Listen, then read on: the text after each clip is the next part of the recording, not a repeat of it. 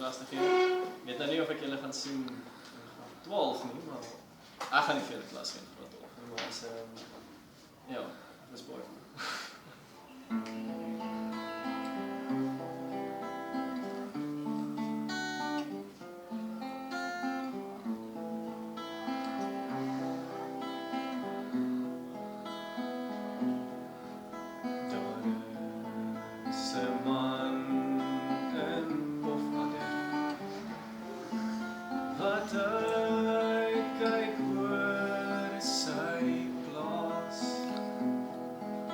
Hy smag net na so bietjie hierheen om sy skapies se dors te les.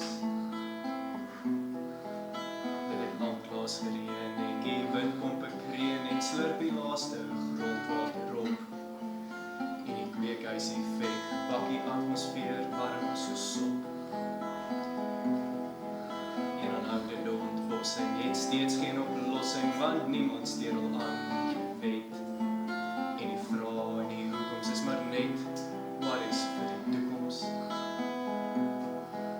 En die seewater styg en die walrusse huig, want het verstedel ekosysteem. En waar moet hulle bly?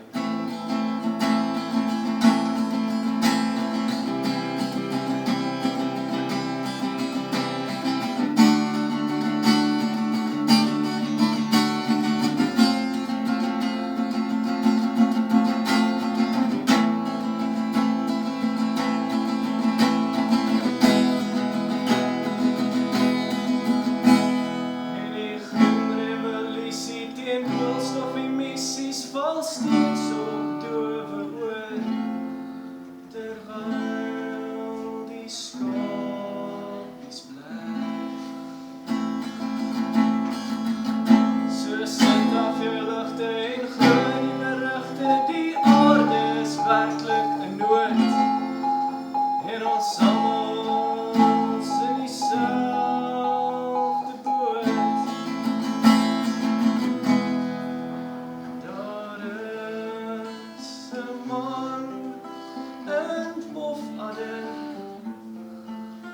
Met skapies maak